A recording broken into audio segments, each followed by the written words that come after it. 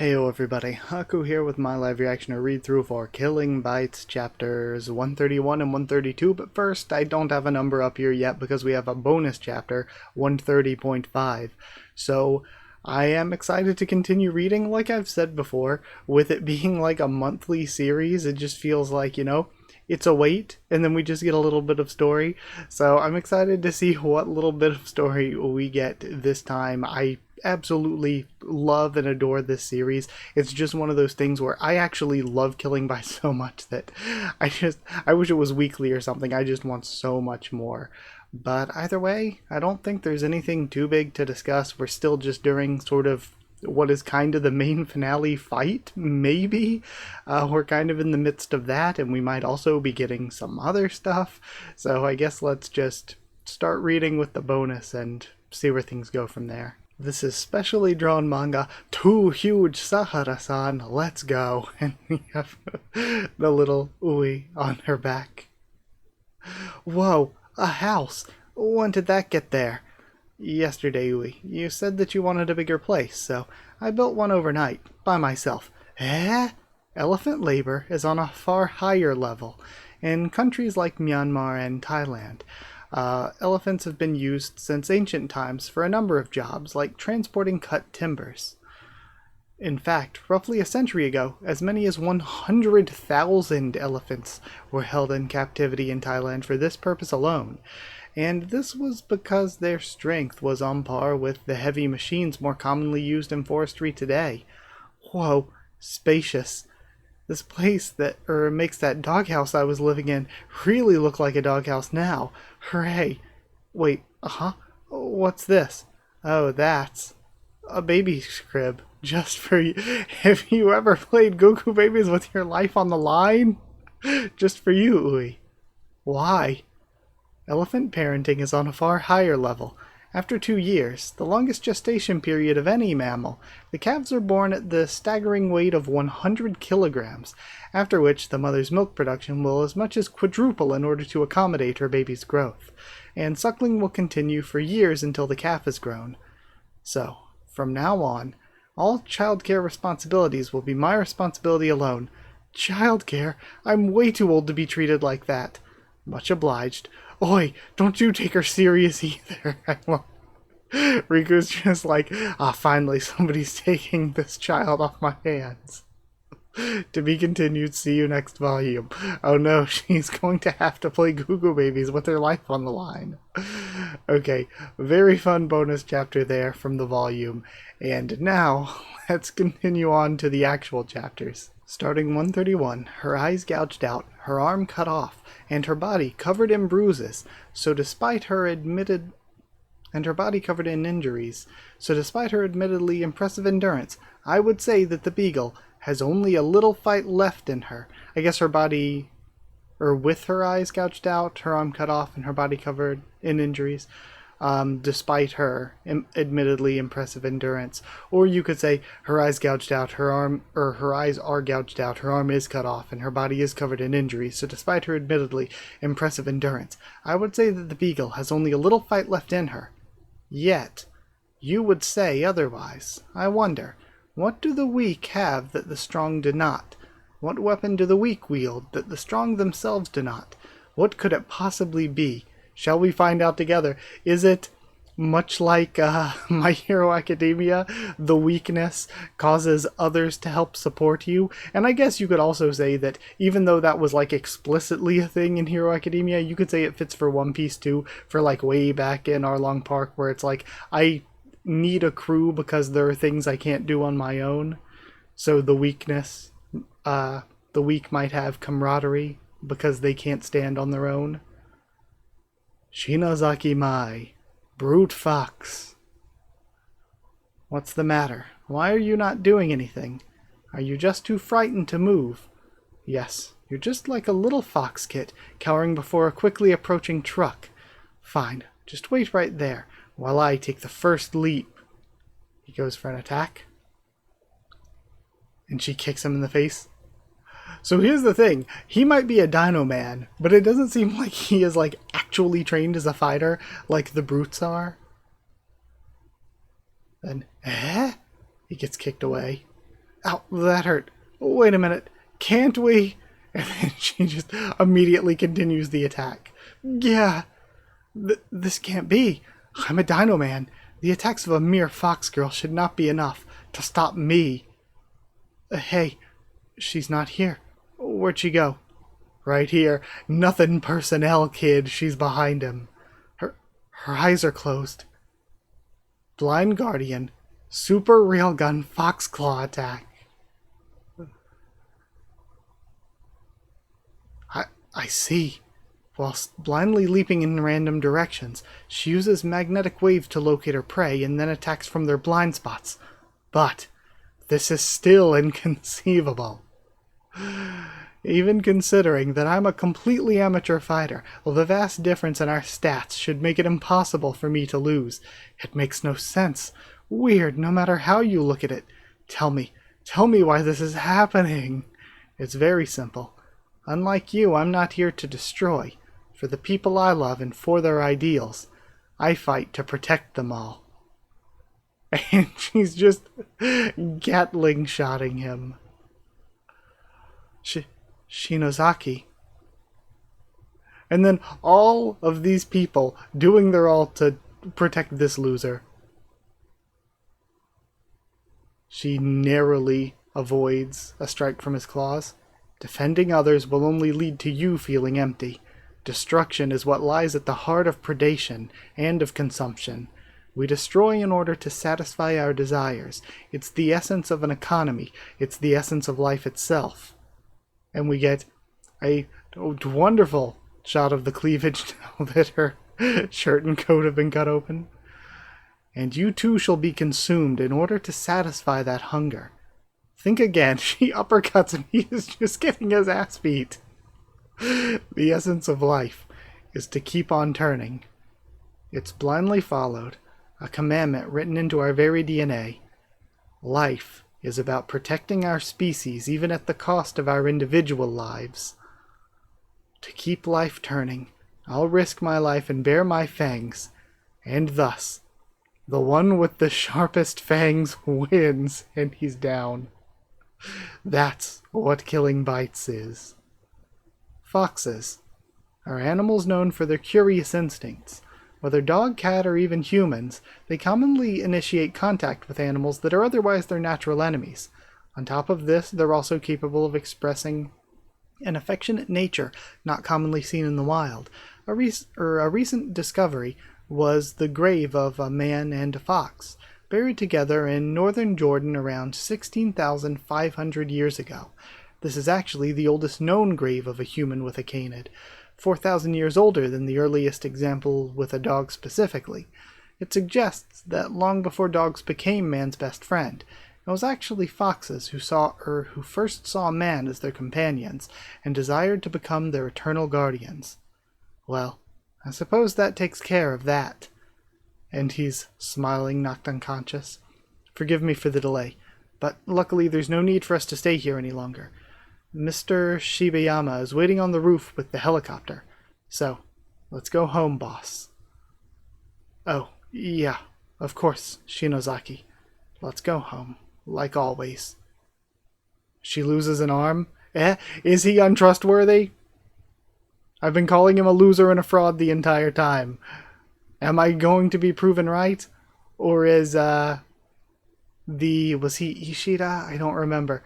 Is he going to get back up and slice her arm off, and that's what happened? Okay, cliffhung, and thankfully I get to read the next chapter. So, let's go on to the next one. Chapter 132 starts with a flashback. The girl. She never knew her parents, and for 2 years from nearly the moment of her birth, she was raised in an infant care facility. By the time of her 3rd birthday, oh no, flashback, she was then moved to a regular orphanage. Alright, from today onward, you'll all have a new playmate. Allow me to introduce her. Now then, say hello. I'm Pure. Okay, so we're getting Inui, then. I'm Inui Pure. Nice to meet you. Pure. Then, chapter 132. I'll swallow my tears and say goodbye. Okay, it's going to be about her having to give up the ghosts of her friends within her. Hey, did you guys hear? That girl, she's a foundling. Eh? In this day and age? So she has no papa and no mama? No granny and grandpa too? Eh? That can't be true, right? Weird. Kinda funny. There's so many kids here that I don't know, and they all have their own groups already. In this place, there's no room for me. What's wrong with you? Why don't you go talk to someone for once? I don't want to talk to anyone. Hey, now where are you going? Get back here right now. Seriously, there's no hope for this one. I don't want to be in a place like this. I want to go back to where I was, but that place wasn't home either. And I don't even know where it was. And I don't like it either. I don't want to talk to anyone anymore. I just want to disappear forever already. And then she meets Nunupi. Hi there, are you alone too? Poor thing. There. Knock it off. I did not want to hang out with you. Bark. A talking dog? What are you doing? Now's not going outside time. Don't just go off by yourself. Sensei, this puppy is talking to me. Huh? Are you touched in the head? Stop talking nonsense and go back inside already, now. This noisy hag again. Hey, you with the face. Kindly get this collar off of me, so I can go maul her to death. Okay.